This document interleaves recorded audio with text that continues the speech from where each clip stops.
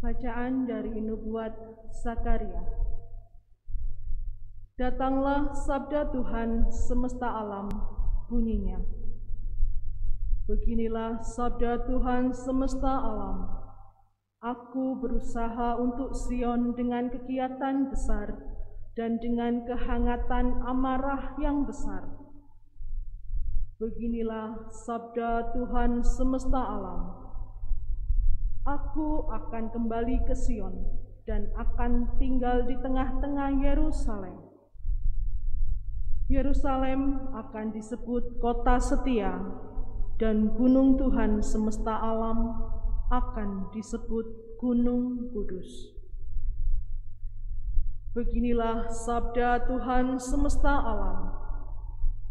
Akan ada lagi kakek-kakek dan nenek-nenek yang duduk di jalan-jalan Yerusalem, masing-masing memegang tongkat karena lanjut usianya. Dan jalan-jalan kota itu akan penuh dengan anak-anak laki-laki dan perempuan yang bermain-main di situ. Beginilah sabda Tuhan semesta alam. Kalau pada waktu itu sisa-sisa bangsa ini menganggap hal itu ajaib, apakah aku akan menganggapnya ajaib? Demikianlah sabda Tuhan semesta alam. Beginilah sabda Tuhan semesta alam. Sesungguhnya aku akan menyelamatkan umatku dari timur sampai ke barat, dan aku akan membawa mereka pulang supaya mereka tinggal di tengah-tengah Yerusalem. Maka mereka akan menjadi umatku, dan aku menjadi Allah mereka dalam kesetiaan dan kebenaran. Demikianlah sabda Tuhan. Syukur kepada Allah. Mazmur tanggapan dengan refren, Tuhan sudah membangun Sion dan menampakkan diri dalam kemuliaannya. Tuhan sudah membangun Sion dan menampakkan diri dalam kemuliaannya. Maka bangsa-bangsa menjadi takut akan nama Tuhan, dan semua raja bumi menyegani kemuliaan-Mu. Bila Engkau sudah membangun Sion dan menampakkan diri dalam kemuliaan-Mu, bila Engkau mendengarkan doa orang-orang papa dan tidak memandang hina doa mereka. Refren, Tuhan sudah membangun Sion dan menampakkan diri dalam kemuliaan-Nya. Biarlah hal ini dituliskan bagi angkatan yang kemudian, dan bangsa yang diciptakan nanti akan memuji-muji Tuhan. Sebab Ia telah memandang dari tempatnya yang kudus. Tuhan memandang dari surga ke bumi untuk mendengarkan keluhan orang tahanan dan membebaskan orang-orang yang ditentukan harus mati. Refren, Tuhan sudah membangun Sion dan menampakkan diri dalam kemuliaan-Nya.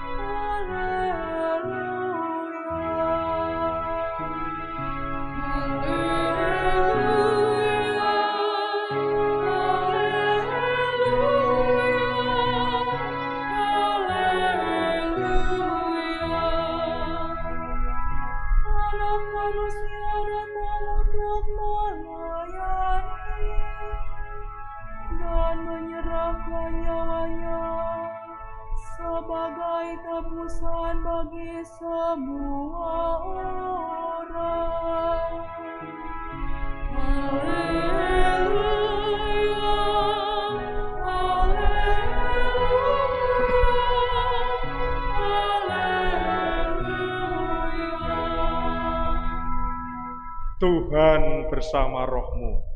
Dan bersama rohmu. Inilah Injil suci menurut Lukas.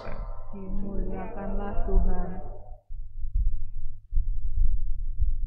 Bab 9 46 sampai dengan 50. Sekali peristiwa timbullah pertengkaran di antara para murid Yesus tentang siapakah yang terbesar di antara mereka. Tetapi Yesus mengetahui pikiran mereka, karena itu ia mengambil seorang anak kecil dan menempatkannya di sampingnya, lalu ia berkata kepada mereka, "Barang siapa menerima anak ini demi namaku, dia menerima aku. Dan barang siapa menerima aku, menerima dia yang mengutus aku. Sebab yang terkecil di antara kalian, dialah yang terbesar." Pada kesempatan lain Yohanes berkata, "Guru, kami melihat seorang mengusir setan demi namamu, dan kami telah mencegahnya, karena ia bukan pengikut kita." Tetapi Yesus menjawab, "Jangan kalian cegah, sebab barang siapa tidak melawan kalian, dia memihak kalian." Demikianlah sabda Tuhan. Terpujilah Kristus. Kisah Injil yang baru kita dengar tadi ada hubungannya dengan Injil hari Sabtu minggu lalu, 2 hari yang lalu. 12 rasul merasakan bahwa mereka itu akan diserai pemerintahan kerajaan Allah. Maka berkaitan dengan hal ini, mereka bicara, yang terbesar di antara kita itu siapa? Yang terbesar di antara kita itu siapa? Bukan hanya itu, ternyata mereka masih meminta sesuatu. Yang diminta apa? Meminta supaya mereka diberi kuasa untuk mengusir setan. Apa tanggapan Yesus? Tanggapan Yesus yang terpenting dalam kerajaannya, yakni bukan karena merasa diutus, bukan karena merasa diberi tugas. Mungkin dalam bahasa kita itu harus ada SK-nya, bukan karena SK. Tapi yang terpenting adalah siapa yang mau mengabdi dalam kerajaannya. Siapa yang mau mengabdi dalam kerajaannya, siapa yang mau menjadi pelayan. Hari ini, tanggal 27 September, peringatan wajib Santo Vincentius. Pertanyaannya, siapakah Vincentius itu? Vincentius lahir di Prancis, tanggal 21 April tahun 1581, dari keluarga petani. Ada 2 hal penting dalam karya Vincentius. Yang pertama, misi umat, dan yang kedua yakni pendidikan calon imam. Tentang 2 hal ini sampai sekarang masih dilanjutkan oleh romo-romo CM dan juga prater-prater CM. Tentang misi umat, dalam bahasa kita itu sering ada retret, kita harus meninggalkan rumah, meninggalkan paroki, pergi ke tempat retret. Misi umat itu mirip atau sama dengan retret, tapi yang kita tidak harus pergi, yang datang para misionaris, para romo, para suster, para prater, datang ke paroki kita, ke lingkungan kita, ada semacam pembelajaran bersama kitab suci, ada pendalaman iman di lingkungan kita masing-masing, kemudian ada sakramen tobat, kemudian hari tertentu ada misa. Masing-masing lingkungan, mungkin juga kelompok biak, rekat, mudikatinya banyak romo yang datang ke paroki. Ini sekali waktu sangat bagus kalau paroki kita nanti bisa mengundang misionaris datang ke paroki kita, ke lingkungan kita, ada misi umat. Misi umat. Saya pernah mengadakan 2 kali yang pengalaman pada waktu di Ponorogo dan juga di paroki Mlingi. Saya juga pernah ikut pada waktu di Batu Licin nih, di Kalimantan Selatan, ikut misi umat. Yang kedua yakni berikan calon imam. Pada waktu itu di Prancis, nama zaman Vincentius itu banyak romo, juga calon romo mungkin untuk membaca tidak begitu jelas, khotbahnya mungkin juga ngalor ngidul.